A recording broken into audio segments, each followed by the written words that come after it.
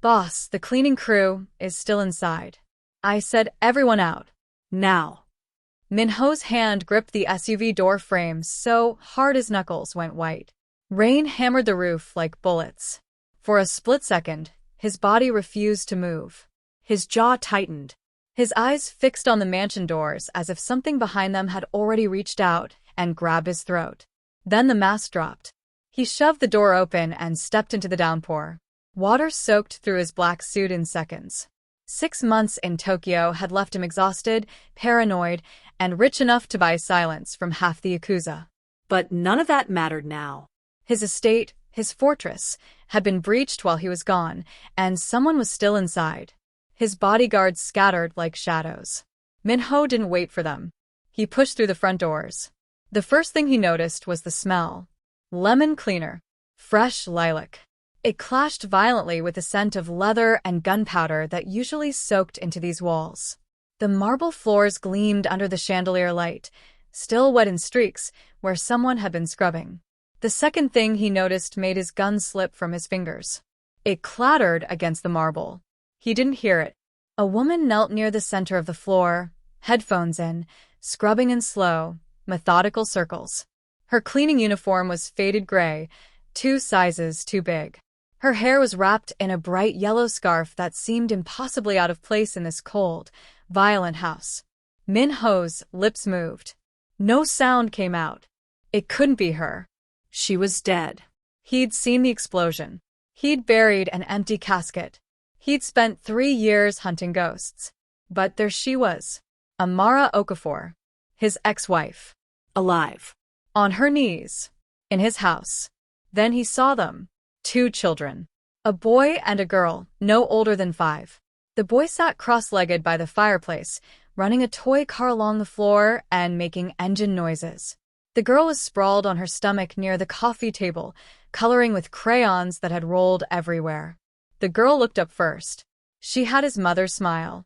The boy turned next. He had Minho's eyes. Amara pulled one earbud out. Her head tilted, like she'd heard something but wasn't sure. Then she glanced over her shoulder. Their eyes met. Terror flashed across her face. Just for a heartbeat. Then it hardened into something colder than the rain outside. She stood slowly, pulling the other earbud out. Her hand moved to her apron pocket. Minho's voice came out broken. Tell me I'm hallucinating. Amara's chin lifted. Her voice was ice-wrapped in exhaustion. You lost the right to see me 5 years ago. The twins had gone silent. The boy clutched his toy car. The girl slid behind her mother's legs, peeking out with wide, curious eyes. Minho took a step forward. His brain was screaming at him to say something coherent, something that made sense. But all he could manage was, whose children are those? Amara's jaw tightened. Mine. Only mine. He took another step. She pulled a taser from her apron. Minho froze. For a moment, neither of them moved. The only sound was the rain battering the windows and the faint hum of the chandelier above them. Stay back, Amara said quietly. Her hand didn't shake. I'm not who I was. Neither am I.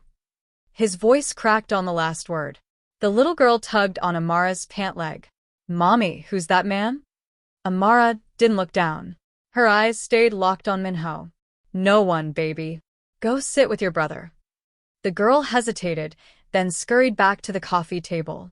The boy wrapped an arm around her, still staring at Minho like he was trying to figure out if this stranger was dangerous. Minho's throat felt like it was closing. He forced the words out. You were dead. They told me you were dead. I was. Amara's voice didn't waver. The woman you married died in that explosion. This is someone else. Amara. Don't. She raised the taser an inch. Don't say my name like you still have the right. His chest tightened. Memories slammed into him all at once. Sharp and cruel.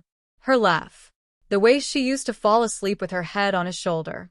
The night he'd slipped a ring on her finger in a crumbling chapel in Busan.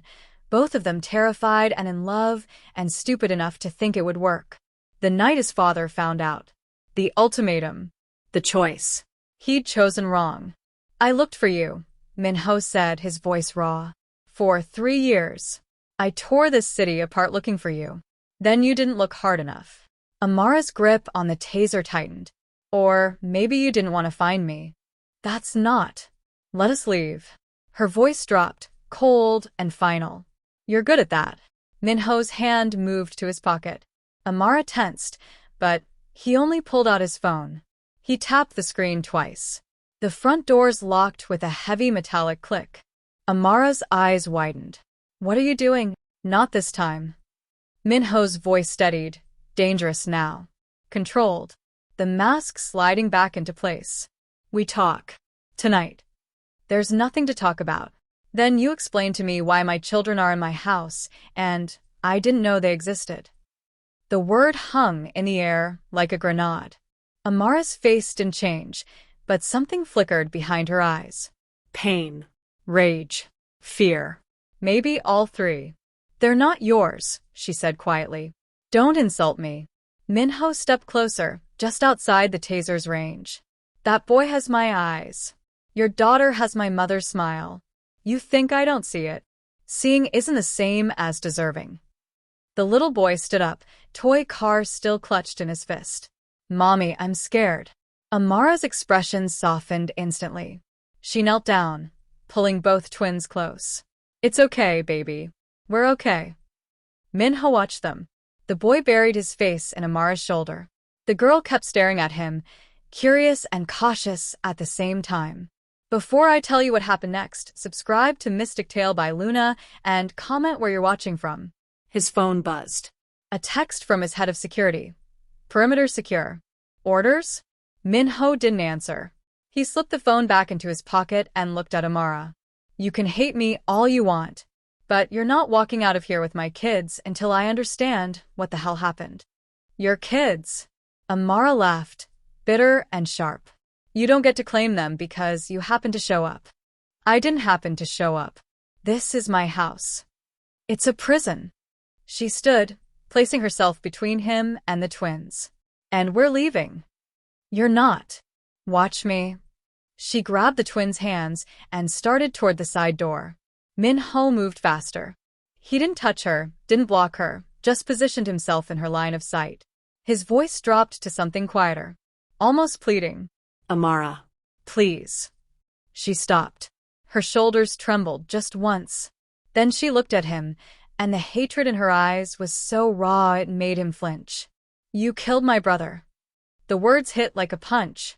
Minho's breath caught. What? Your men. Your orders. They put a bullet in his head and left him in the street like he was nothing. I never. Liar. Her voice cracked. I saw the evidence. I saw the proof. You wanted me gone, and you knew he was the only one who'd fight for me. Minho's mind raced. He didn't order a hit. He wouldn't. He couldn't. But someone had. Someone wanted her to think he did. I didn't, he said, his voice shaking. I swear to God, Amara, I didn't. Then who did? He didn't answer. Because he was starting to suspect. And if he was right, then everything was worse than he thought. The twins had fallen asleep on the couch. Amara had covered them with a blanket she found in the closet, tucking it around their shoulders with the kind of care that made Minho's chest ache. Now she stood on the opposite side of the room, arms crossed, glaring at him like she was deciding whether to run or fight. Minho sat in the armchair by the window, staring at the rain. His gun was still on the floor where he'd dropped it. He hadn't picked it up. I never ordered a hit on your brother, he said quietly. But I think I know who did. Amara's jaw tightened. Don't play games with me. My father. The words came out like a confession. Amara stared at him. Why? Because he wanted you gone. Minho's hands curled into fists.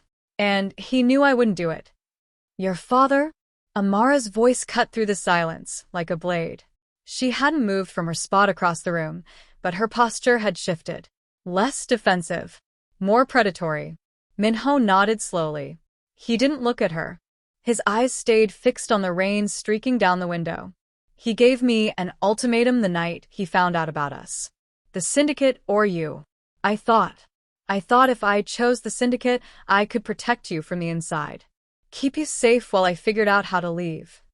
You chose wrong. I know. The silence stretched between them, heavy and suffocating. Somewhere in the house, a clock ticked. The twins slept on, oblivious. Amara's voice came out quieter this time. He told me, you ordered the hit yourself. Minho's head snapped up. Who told you that? Does it matter? Yes. He stood, crossing the room in 3 strides. She didn't flinch. Who told you I wanted your brother dead?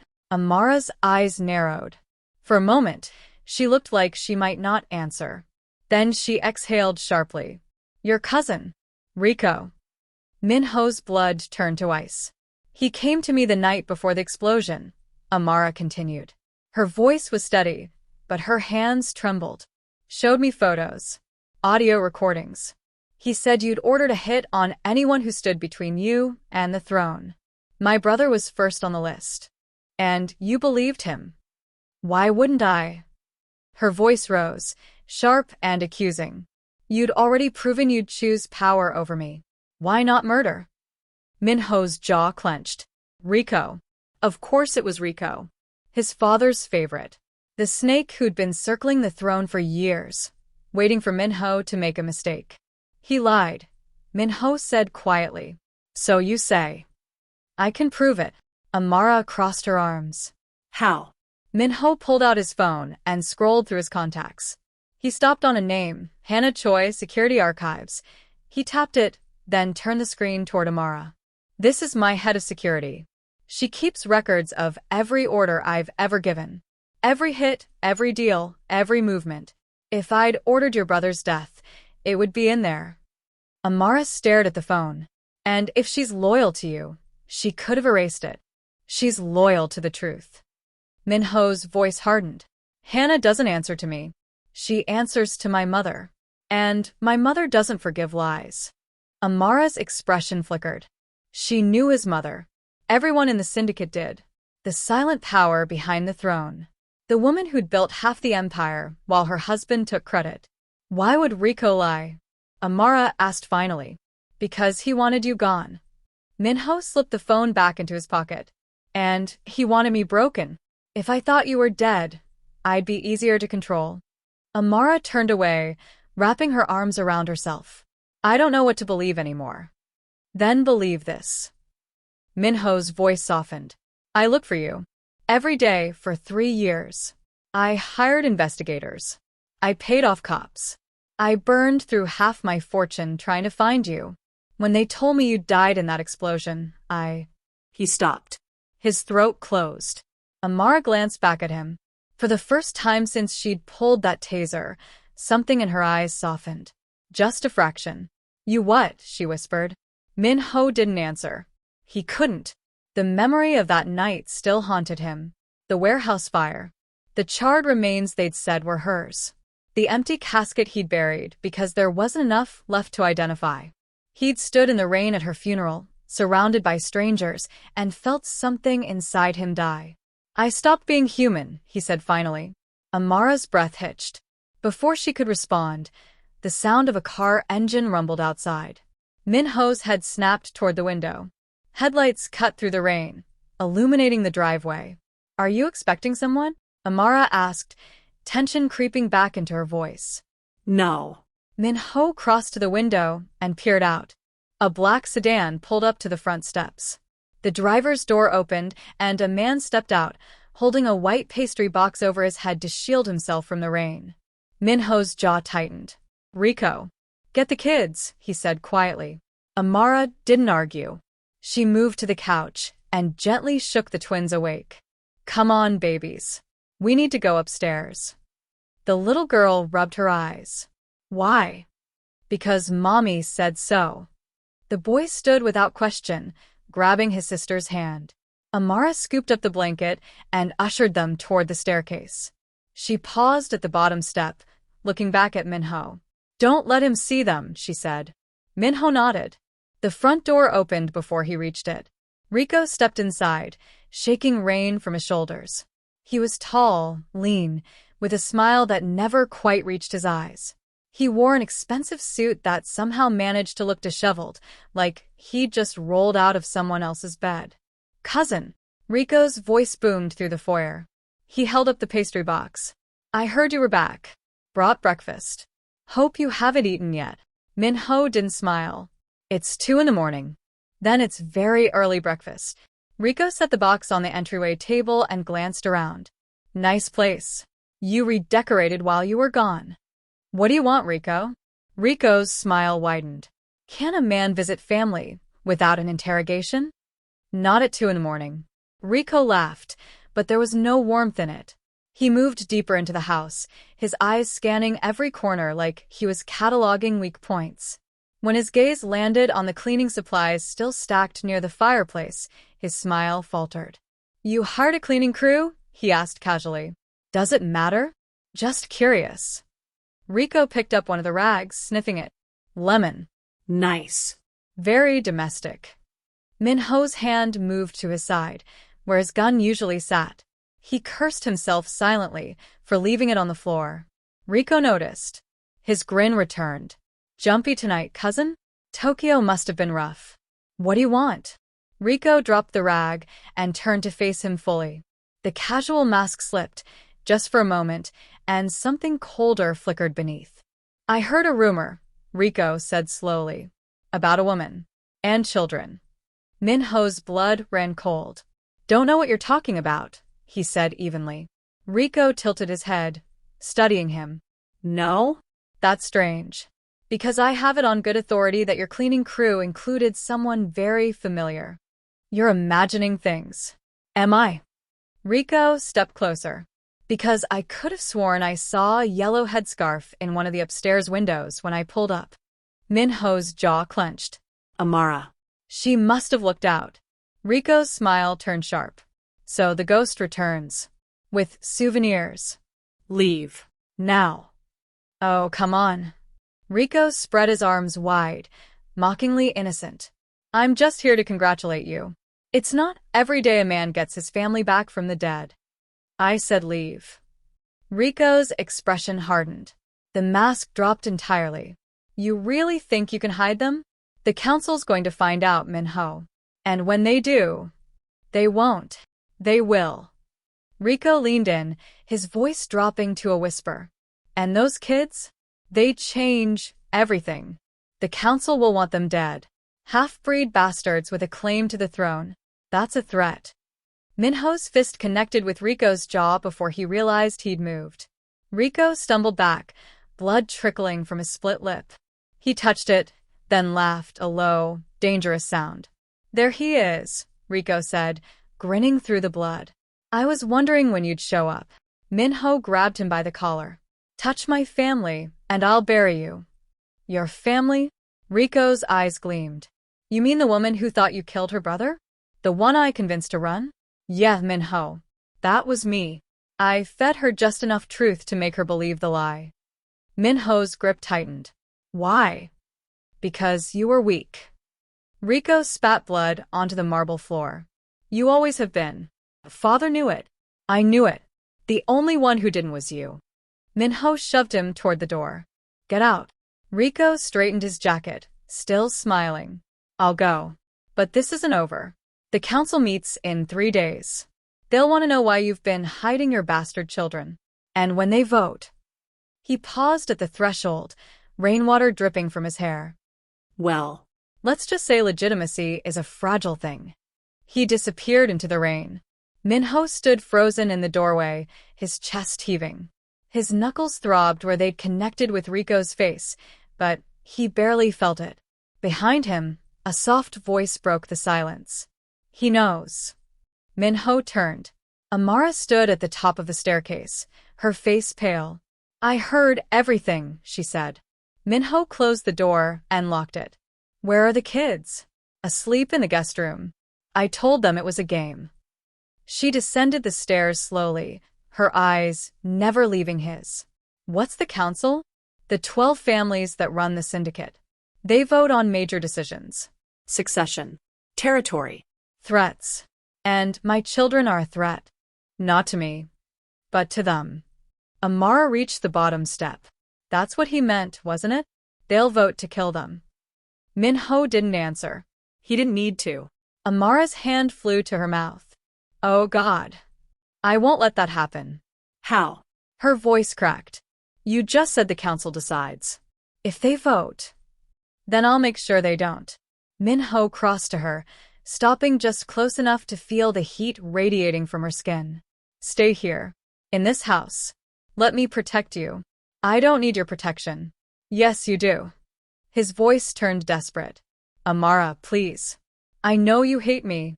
I know I don't deserve your trust. But those kids, our kids, they need to be safe. And the only way that happens is if you stay. Amara's eyes searched his face, looking for lies, for cracks in the armor, for any reason to run. She found none. What's the catch? She asked quietly. No catch. You stay as head of household staff. Cover story. No one questions it. And if Rico tells the council anyway, then we deal with it. Min-ho's jaw set. Together. Amara laughed bitterly. Together. Like we were before? No.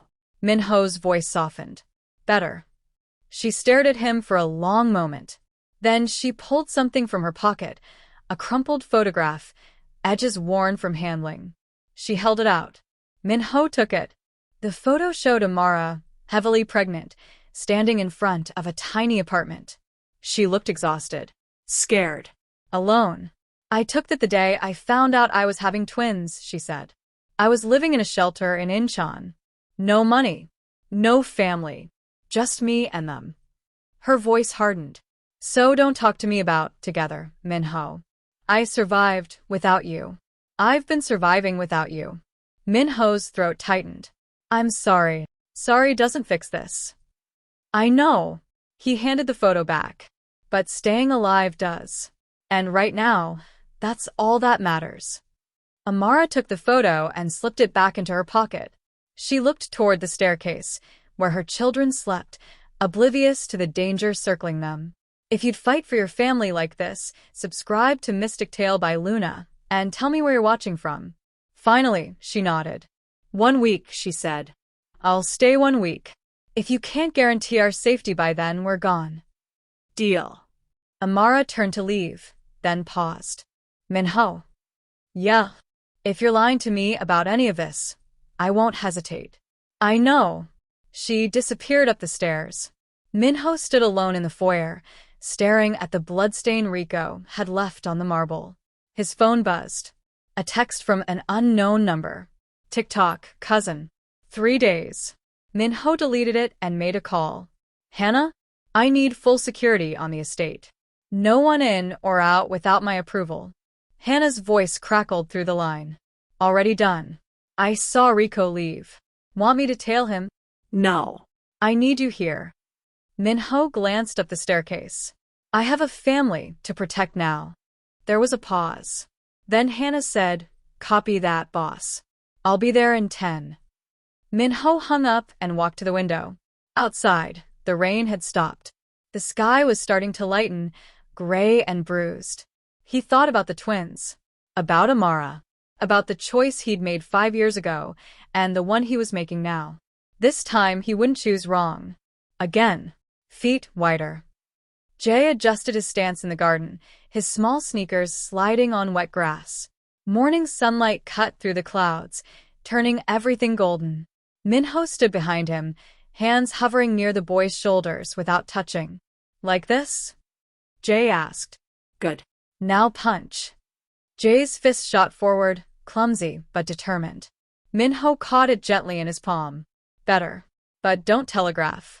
Your shoulder moved before your fist did. Jay frowned, concentrating. He tried again. This time, his shoulder stayed still. Min-ho smiled, just barely. Much better.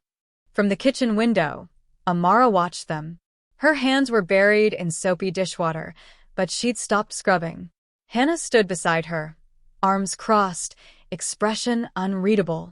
He's good with kids, Hannah said. Amara didn't respond. I've worked for him for 6 years, Hannah continued. Never seen him smile like that. Not once. Amara pulled her hands from the water and dried them roughly. He's performing. Is he? Amara turned away from the window. You don't know him like I do. Hannah's eyebrow arched. She was tall, muscular, with a scar running from her left temple to her jaw. Her voice carried the kind of authority that came from surviving things most people didn't. You're right. I don't know him like you do. But I know loyalty. And I know fear. That man out there? He's terrified. Of what? Losing them again. Amara's jaw tightened. She grabbed a dishcloth and started wiping down the counter with more force than necessary. Outside, Jay laughed. Minho had lifted him onto his shoulders, letting the boy practice punches from above. Zara ran over, tugging on Minho's pant leg. Me too. Me too. Minho set Jay down and crouched to Zara's level. You want to learn? Zara nodded eagerly. Okay. But first, stance. He adjusted her feet, his movements careful and precise. Wider, like a tree. Strong roots. Zara giggled. I'm a tree. The strongest tree. Minho's voice softened. No storm can knock you down. Amara's hand stilled on the counter. Hannah glanced at her. Still think he's performing? Amara didn't answer.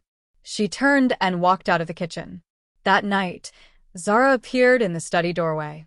Minho looked up from his laptop. Financial reports from the Tokyo deal, all coded in case someone intercepted them. He'd been staring at the same column of numbers for 20 minutes without processing a single digit. Hey, he said, closing the laptop. You okay? Zara clutched a stuffed rabbit to her chest.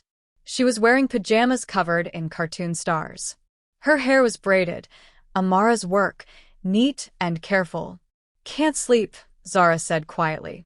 Bad dream? She shook her head. Just thinking. Minho gestured to the chair across from his desk. Want to talk about it? Zara climbed into the chair, her legs dangling. The rabbit sat in her lap. One ear flopped over. She looked at Minho with those big, curious eyes, his mother's eyes, and asked, Are you my daddy? Minho's breath caught. He'd prepared for this question, rehearsed it in his head a dozen times. But now that it was here, hanging in the air between them, every word he'd planned evaporated. He cleared his throat. That's a complicated question. Mommy says you're Mr. Dragon. Is that what she calls me? Zara nodded. She said you're important. And dangerous. But also sad. Minho's chest tightened. Your mom said that? She didn't say the sad part. I just see it. In your eyes. For a 5-year-old, she was terrifyingly perceptive. Minho leaned forward, resting his elbows on his knees. What do you think? Do you want me to be your daddy? Zara considered this seriously, her face scrunched in concentration. Jay says you're scary. But I don't think you are. No. No. Scary people don't smile when they think no one's watching. Minho blinked. I don't. You do. When you look at Mommy. And when you watch us play. Zara hugged her rabbit tighter. Mommy smiles like that too. But only when you're not looking. Minho's throat closed.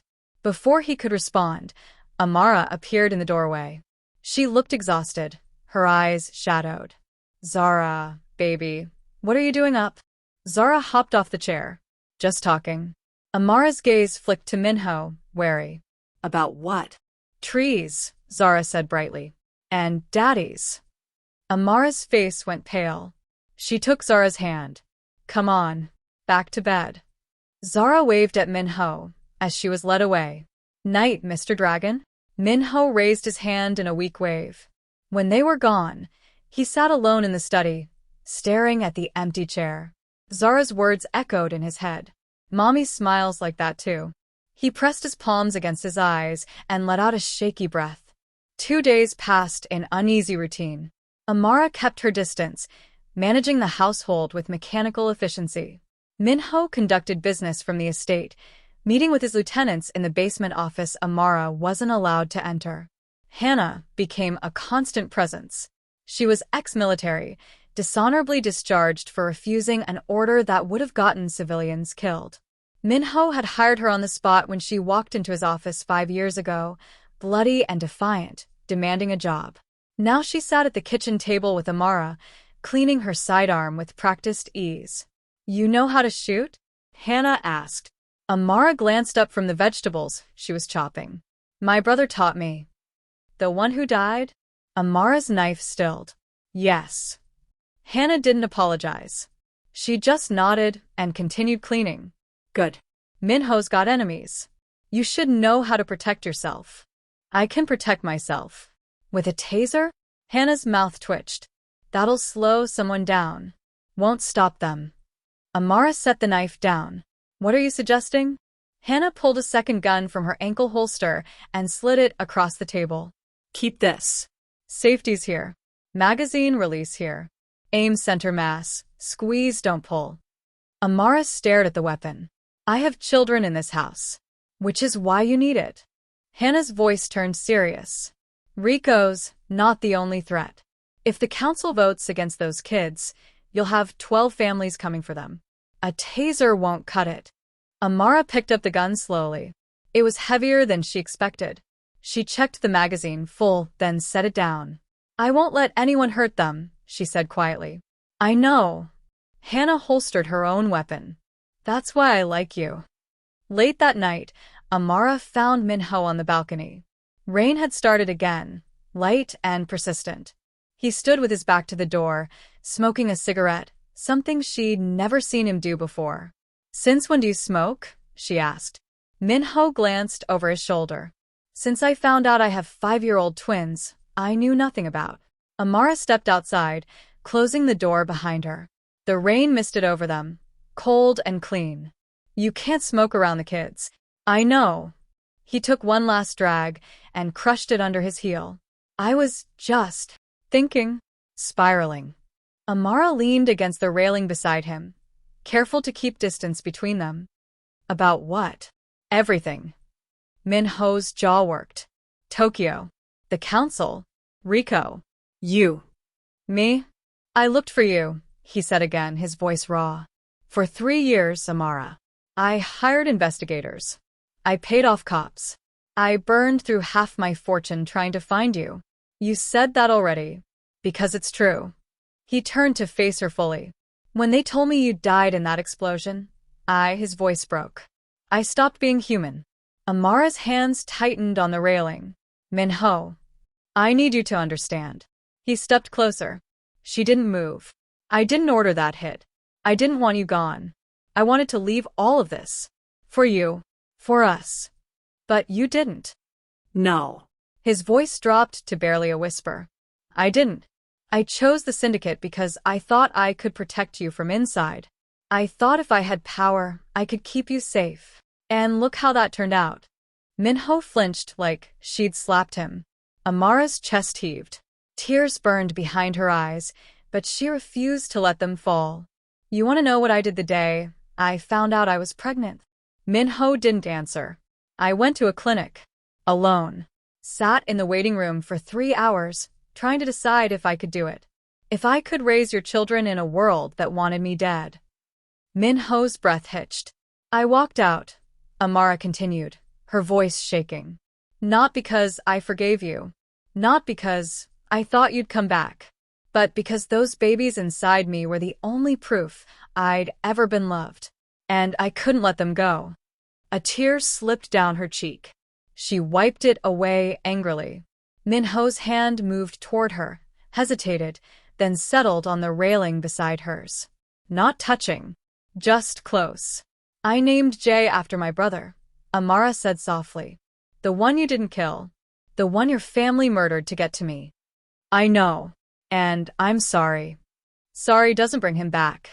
I know that too. They stood in silence, the rain growing heavier. Minho's hand was still on the railing, inches from hers. She could feel the heat radiating from his skin. Zarav has your mother's heart condition, Amara said finally. Minho's head snapped toward her. What? Arrhythmia. The doctors caught it early. She needs medication. Monitoring. Minho's face went ashen. Is she? She's fine.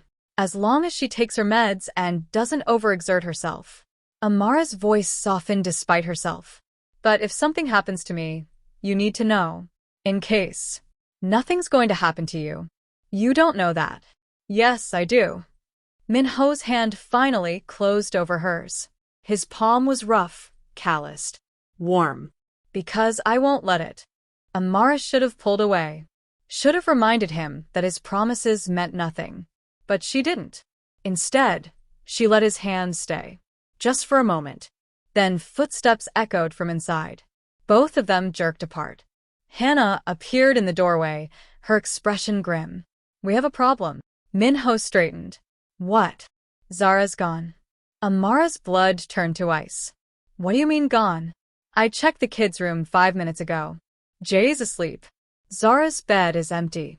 Amara was already running. They found her 10 minutes later, sitting in Rico's car parked outside the front gate, eating strawberry ice cream from a paper cup. Minho wrenched the car door open, his heart slamming against his ribs. Zara. She looked up, startled. Hi, Mr. Dragon. Rico sat in the driver's seat, grinning. Relax, cousin. We were just having a chat. Minho reached for Zara, but Rico's hand shot out, gripping his wrist. Careful, Rico said softly. Wouldn't want to scare the child. Amara appeared behind Minho, her face a mask of fury. Get away from my daughter. Your daughter? Rico's grin widened. Funny. She looks an awful lot like Minho's mother. Same smile. Same eyes. Zara licked her spoon, oblivious. Uncle Rico said you told him I could have ice cream. Minho's vision tunneled. Let her go. Of course. Rico released his wrist and gestured to Zara. Go on, sweetheart. Your parents are waiting. Zara climbed out of the car, ice cream still in hand. Amara scooped her up immediately, holding her so tight the girl squeaked in protest. Minho stepped closer to the car, his voice lethal. If you ever touch her again. Rico pulled a manila folder from the passenger seat and tossed it at Minho's feet. DNA results. Had them rushed. Congratulations. Your father. Minho didn't pick up the folder. His fists clenched at his sides. Rico leaned back in his seat, utterly relaxed. The council meets tomorrow. They'll want to see these. And when they do... He trailed off, letting the threat hang in the air. Well... Let's just say legitimacy is a fragile thing. He started the engine. Oh, and Minho? Rico's smile turned cold. Your little girl mentioned something interesting. About her heart. You might want to keep a closer eye on her. Accidents happen. The car pulled away before Minho could respond. Have you ever had to protect someone from your own family? Comment your experience and where you're watching from. Amara stood frozen, Zara still in her arms. The girl had gone quiet, sensing the shift in atmosphere. Minho picked up the folder. Inside were lab results, clear and damning. Paternity, 99.9%. His hands shook. Hannah appeared at his side, her hand on her weapon. Orders? Minho looked at Amara. At Zara. At the ice cream melting in the paper cup. Lock down the estate, he said quietly. No one in or out without my direct approval. Hannah nodded and disappeared. Amara met his eyes. He knows about her condition. I heard. Minho. I know. His voice was steel wrapped in exhaustion. We're out of time. The vote is 6-6. The council chamber was a converted warehouse on the outskirts of Busan, stripped of anything resembling warmth. Concrete floors. Metal beams overhead. 12 families sat around a steel table, their faces carved from stone and suspicion. Minho stood at one end, hands clasped behind his back. Rico sat at the other, looking like a man who'd already won. Don Kong, Minho's father, sat at the head of the table. 70 years old, silver-haired, with eyes that had watched empires rise and fall. He tapped his fingers against the table, each tap like a countdown. 6 families vote to acknowledge the children as legitimate heirs, Don Kong said, his voice flat. 6 vote to eliminate the threat they pose. The tie-breaking vote falls to me. Minho's jaw tightened. He'd spent the last 18 hours calling in favors, leveraging alliances, threatening anyone who might side with Rico. It hadn't been enough. Rico leaned back in his chair, fingers steepled. Choose carefully, uncle. The future of the syndicate depends on it. Don Kang's gaze slid to Minho. You hid them from us. I didn't know they existed, Min-ho said evenly. And yet you claimed them the moment you did. Don Kang's expression didn't change. Tell me, son, if you had known 5 years ago, would you have chosen differently? Min-ho met his father's eyes. Yes. Silence. Then Don Kang smiled. It wasn't a kind smile. At least you're honest. He stood, smoothing his suit jacket. The room held its breath. The hit on Amara Okafor's brother, Don Kang said slowly. That was my order. Min-ho's fists clenched. He'd suspected. Knowing was different. I did it to protect this family, Don Kang continued. To protect you. That woman made you weak. Distracted. Emotional. He paused. I ordered the explosion too. Min-ho's vision tunneled. You tried to kill her. I tried to free you. Don Kang's voice remained cold. But she survived. And now she's made you weak again. You've proven tonight that you'll always choose her over us. She's the mother of my children. She's a liability. Don Kang turned to address the table. My son is compromised. Those children are half-breeds with no place in our legacy. For the good of the syndicate, I vote. The explosion came from outside. The building shook. Concrete dust rained from the ceiling. Half the council members drew weapons. The others dove for cover. Min-ho's phone buzzed. He yanked it from his pocket. A text from Rico's number. *1 heir for your throne. You have 2 hours. Then a photo. Che. Tied to a chair in what looked like a shipping container. Blood on his temple. Eyes wide with terror. Min-ho's world inverted. Rico was already moving toward the exit, his guards flanking him. He glanced back, his smile vicious. Choose, cousin. The council or your son. 2 hours. Then he was gone. Min-ho bolted after him, but Don Kang's voice cut through the chaos. If you leave this room, you forfeit everything. Min-ho stopped at the doorway. Turned. Then I forfeit. He ran. The armory beneath Min-ho's estate smelled like gun oil and old violence. Amara stood in the center, watching Hannah pull weapons from steel lockers with clinical efficiency. You don't have to do this, Hannah said, setting a tactical vest on the table. Amara picked it up. Yes, I do. Hannah studied her for a moment, then nodded. Your brother taught you to shoot? He taught me to survive. Good. Hannah handed her a Glock. Because Rico's not playing. He's got at least a dozen men at that dock. Amara checked the magazine. Full. She slammed it back into place. Then we bring more. The door crashed open. Min-ho stormed in, his face ashen. They took Jay. Amara's hands stilled. What? Rico. He has him. Min-ho pulled out his phone and showed her the photo. Dockside warehouse. 2 hours. Amara's knees buckled. Hannah caught her before she fell. No. Amara's voice came out strangled. No, no, no. Min-ho crossed to her, gripping her shoulders. Listen to me. We're getting him back. You don't know that. I know. His voice turned steel. Because I won't lose him. I won't lose any of you. Not again. Amara stared at him, tears streaming. Then something in her face hardened. She pulled away, wiping her eyes with the back of her hand. Where's Zara? She asked. With my mother. Safe. Amara nodded once. Then she picked up the vest and strapped it on. Let's go. Min-ho's expression shifted. Amara. Don't. She grabbed 2 extra magazines and shoved them into the vest pockets. You're not leaving me behind. That's my son. Our son. The words hung in the air. Amara met his eyes. For the first time since that rainy night, something between them cracked open. Not forgiveness. Not yet. But understanding.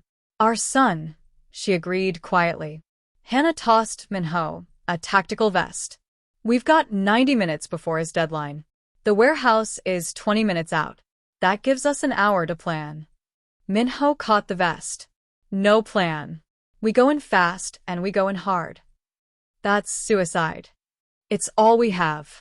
Amara loaded a second gun and tucked it into her waistband. Her hands were steady now. Then let's make it count. The dockside warehouse loomed against the night sky like a broken tooth. Rusted metal siding. Shattered windows. The smell of salt water and diesel fuel. Minho killed the engine 2 blocks out.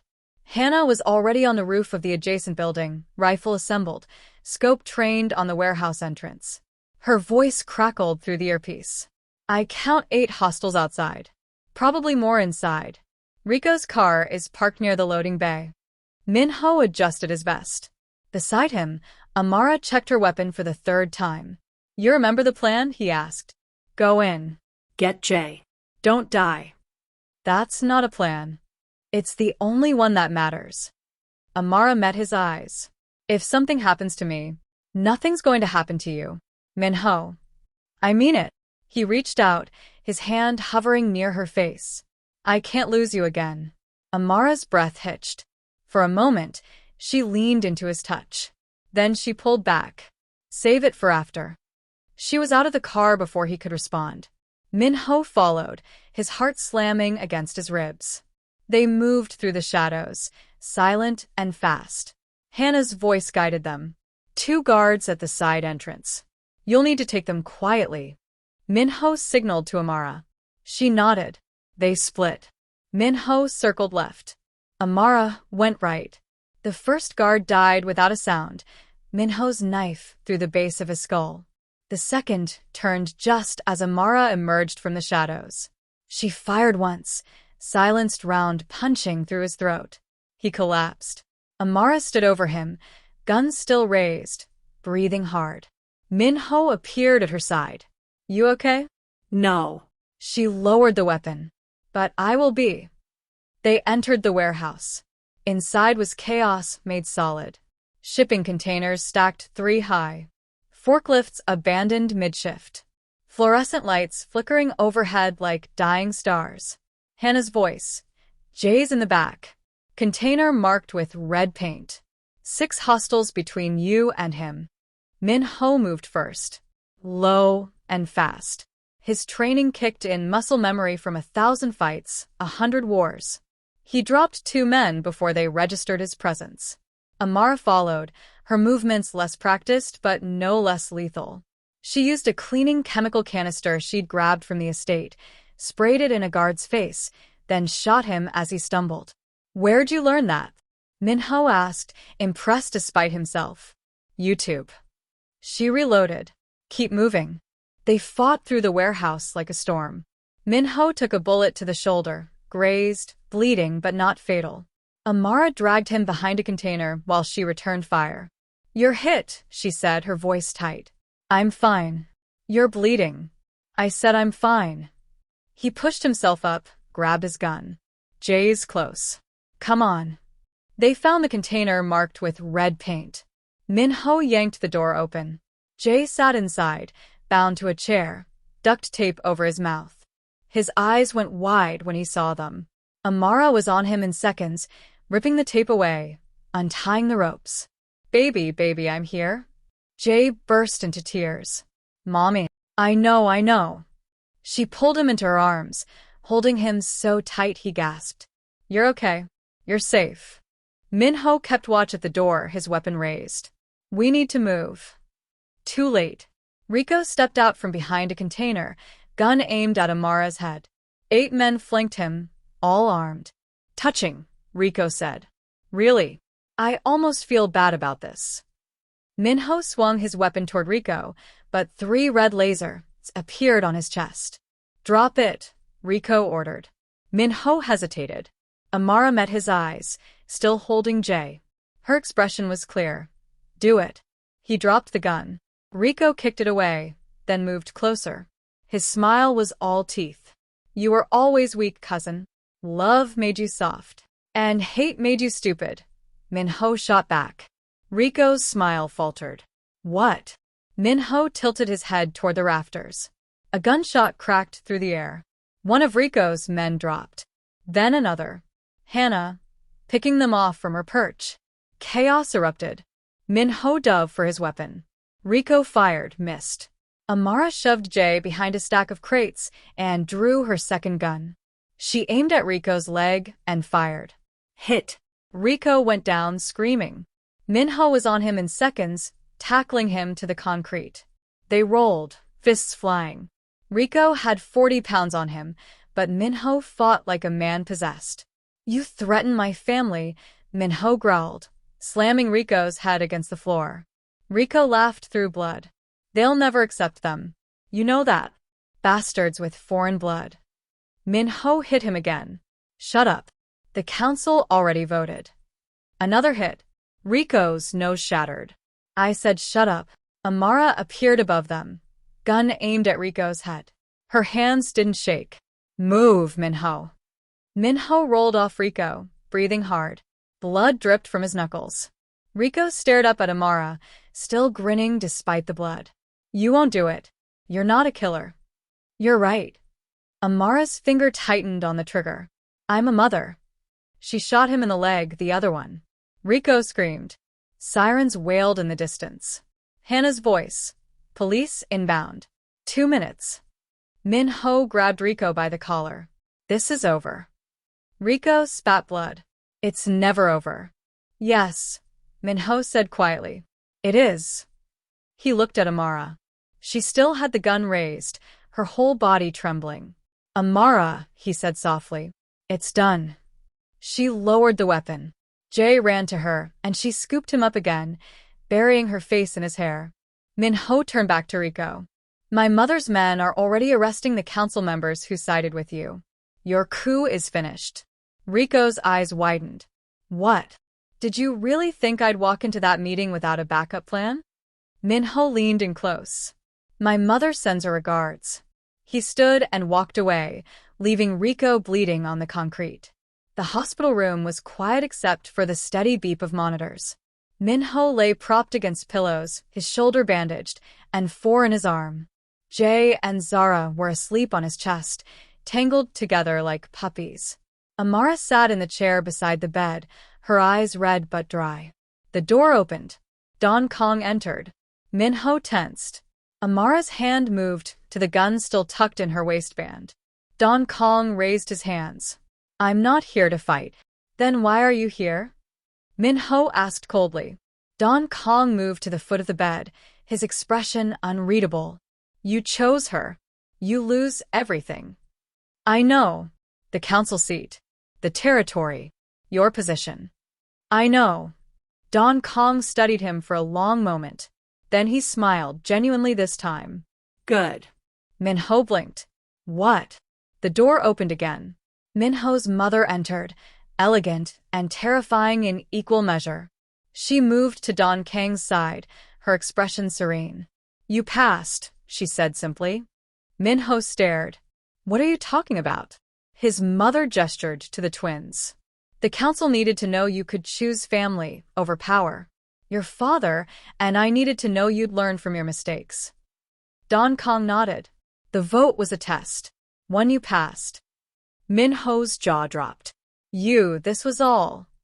"Not all of it." His mother's expression hardened. "Rico's betrayal was real. His coup was real. But we used it to see where your loyalties truly lay." She moved to Amara, placing a hand on her shoulder. "Welcome to the family. Officially this time." Amara looked between them, stunned. "I don't understand." "The twins are recognized as heirs," Minho's mother said. "Full legitimacy. Full protection. And Minho." She turned to her son. "You're stepping down from active duty. Your father and I will manage the syndicate. You'll manage the transition to legitimate business." Minho's throat tightened.